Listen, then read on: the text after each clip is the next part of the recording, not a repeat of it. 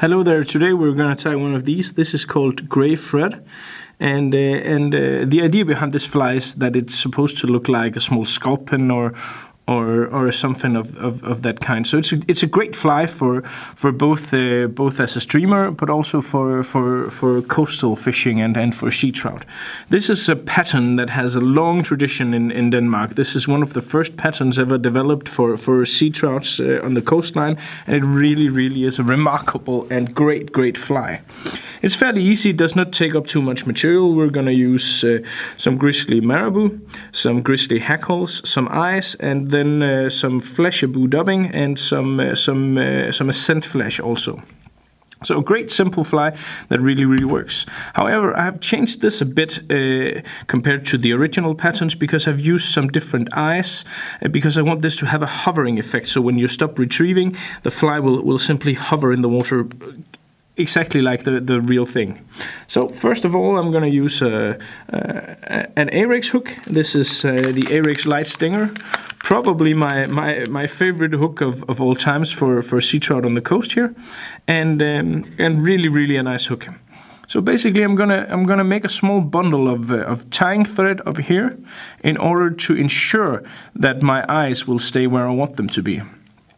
So like that, I'm using the Vivus GPS thread, which is basically the best thread I ever used. I used to use the Fuchsia Fly thread a lot, but somehow the quality of that is failing a bit. So if my hands look a bit mangled, it's just because I've recently we've gotten a cat, and that can and he wants to play. So yeah, basically your hands take some abuse. But he's a nice, good-hearted creature. So it's all playfulness. But that was a side topic, I think. So basically, what I do is I'm tying some eight turns, the figure 8 turns. I don't know how to say that, but something like that. And to make sure that my eye stays in place, I want to have a little room left up here to be able to finish off this fly by making a small head. So I'm going to take a small amount of super glue to ensure the eye stays in place. And when you're using these Easy Shrimp diamond eyes, then there is a small sheet in there with some pupils for the eyes, and we're gonna attach those right away. That's easier to do now than when you have all the dubbing to use as well. So I'm gonna place one here on this side, center it correctly like so, and I'm gonna do the same on your side, of course. And there is these are sticky, so they will stay there for a very long time. But if you really want to be sure that these eyes stays there also after the 10th fish, then apply a bit of very thin UV glue to this. This is the Loon Flow glue, really nice and thin UV glue. So I'm just gonna coat the eyes there. It also gives a nice effect to the fly. I'm gonna shine the UV light on that. And I'm gonna do the same thing on the other side. So basically the idea behind this fly is to have something that imitates a variety of different types of trout food. So this can look like a stickleback, this can look like a small goby, this can look like a sculpin, and basically that's the general idea behind this. This fly looks like food, and that is what you want. Also, another thing worth mentioning is these are insanely fluorescent. These eyes, a very cool thing, and the facets in these really reflect a lot of light. So these are some pretty cool eyes. I'm really fond of these. And to have the fly hover like a true small sculpin or a stickleback would do really gives a nice effect here. That's also why I'm not gonna weight this. I've been fishing this fly with on an intermediate line in order to get it a bit down, but not too much down. So instead of weighting the fly, I simply use an intermediate line. So I tie down some grizzly marabou, a truly awesome material for loads of applications for sea trout fishing, but also for, you know, trouts in rivers and stuff like that. If you're fishing if you're fishing with streamers and stuff like that, this gives a nice looking tail. I don't quite like the way that last one looked. I'm just gonna redo that, because that did not look as good as I wanted. It did not look correct to me. So basically what I do is I take this grizzly marabou feather, and then I strip out the middle, so I don't get any stumps, any part of this that looks does not look well. It's mostly to please my eyes, I guess, but it gives the right tapering effect if you do this correctly, like so. And there you have the tail there. I'm just gonna cut off these, not completely, because I want this is gonna be a bit fluffy fly, so with the dubbing and stuff. So basically I just hold this forward and then just tie on top to minimize the amount of dubbing I need further on, like so. And then I need the Ascent Flash, and I use the pearl or the mirror pearl or the smoke colored for this fly.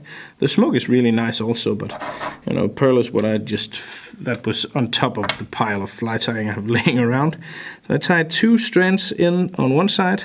Basically I just cut off 2 strands, and then I just turn these over and tie them in so they're on the other side. And these are far too long now, of course. So I'm just gonna trim them down so they're not even in length, but about the length of the tail, not longer than that. And well, basically what we need now is we need some rib, which I have here, and we need a hackle, and then we need to mix some dubbing. So in order to get the right dubbing, I'm gonna use the grizzly marabou feather as dubbing for this one as well.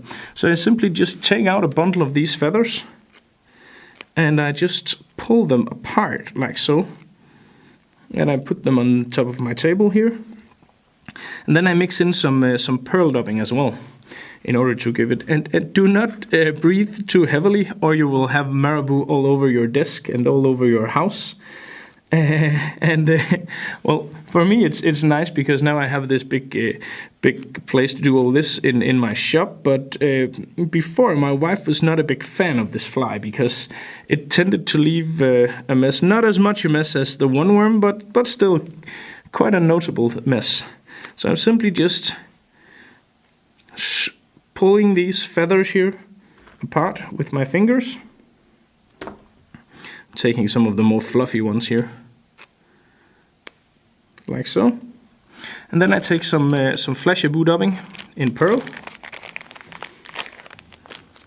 That was probably too much, but you know, like that. And then I start mixing this.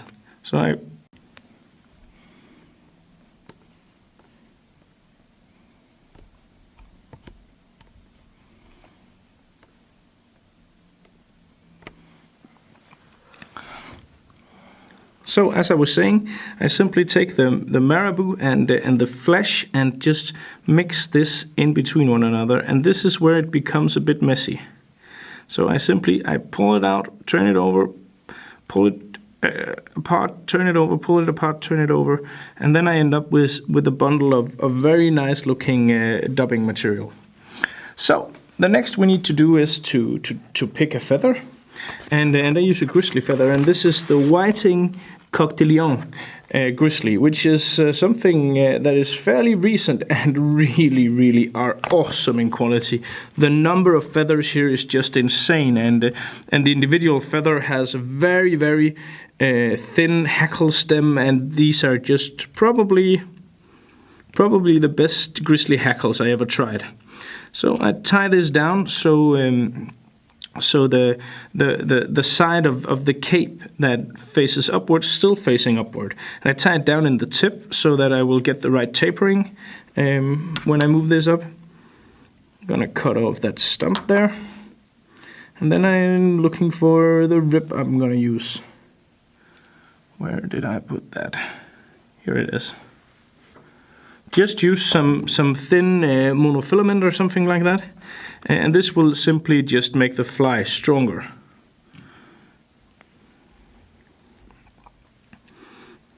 And that I tie this down on the bottom part, but yeah, anywhere will do. So I'm gonna cut off. I tied it down double to make sure that the rib stays in place. Cut that off. Hold everything backwards, and then I will start to use the dubbing now. And I simply very use a small amount at first, because I want this to be thin towards the tail and then gradually taper upwards. So it's going to be thicker and thicker towards the eye in order to get that right fish shape.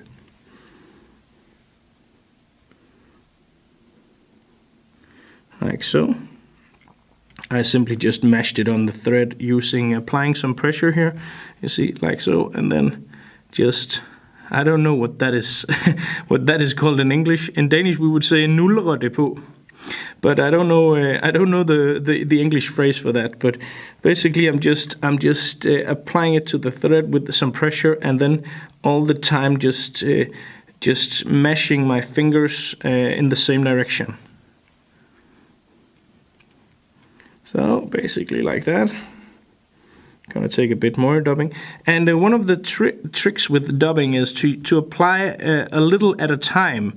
That way it's very much easier to taper, to get the right taper on your fly, and get the fly to be and do exactly what you want. But this is going to be a fly that is fairly translucent and fairly fluffy, so you don't need to apply the dubbing with that much care really.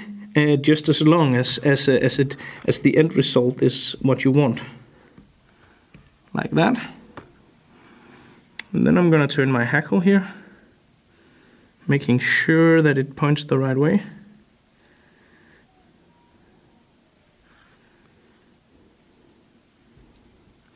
And rooster is the way to go with these types of these types of flies. So basically, in order to give it a bit more bulk up here at the front, I'm just going to tie the hackle double there 2 times, and then I'm going to tie it down like that. We need a bit more dubbing for creating the head up here, but that's going to come in a second. And then I'm going to cut everything off as close to the eyes as possible. Just gonna fold everything back here to ensure that everything is the right way, like that. And then I'm gonna turn the rib.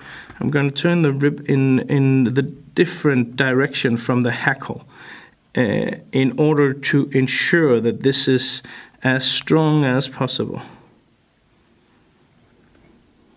If you catch too many of the hackle fibers, you can pull those out later on with your dubbing needle, like so.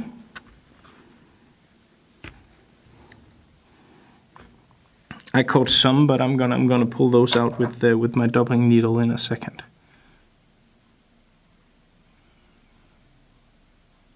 Carefully cutting off the rib. I don't need that anymore. And then I'm gonna use some more dubbing to finish off this fly and creating the head. And then basically we have to pull some dubbing out in order to give it the correct fluffy look. So I make a bundle of dubbing up here towards the head here, and then I tie in between the eyes.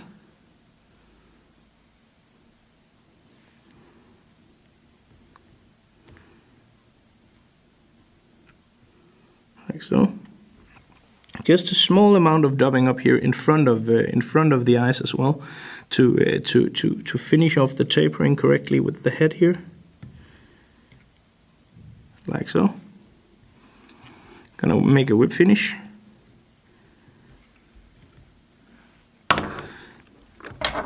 and you can apply some super glue or varnish or whatever. But well, basically this will do the job. And then I carefully take my dubbing needle, and this is the best needle I ever tried. This is a Future Fly needle, very easy to use, really good stuff.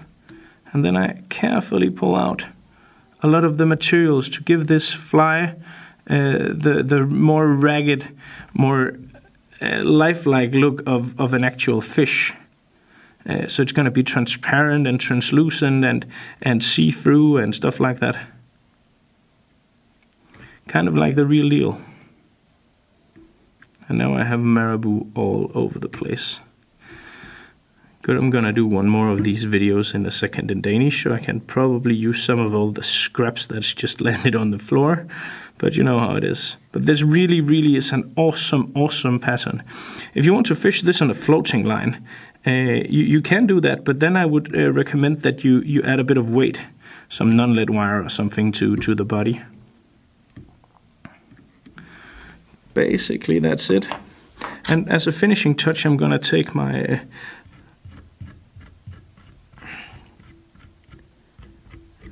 my CF Design dubbing brush here and really just mess it up.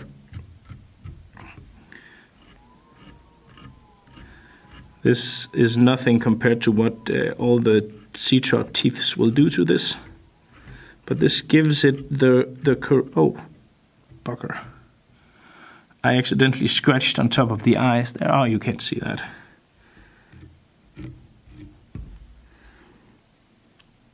But basically, a small, very cool looking, very well fishing goby fly here. The gray thread. Like so. Hope you enjoyed this, and of course remember to subscribe to my video. And as always, the full and complete material kit for this fly is available on flytying.eu. So swing by if you need any of the materials. We ship worldwide, so please swing by. Well, that's it for today. Thank you for tuning in, and thank you for watching. It's gonna say when the trout is gonna grab this one, because they will.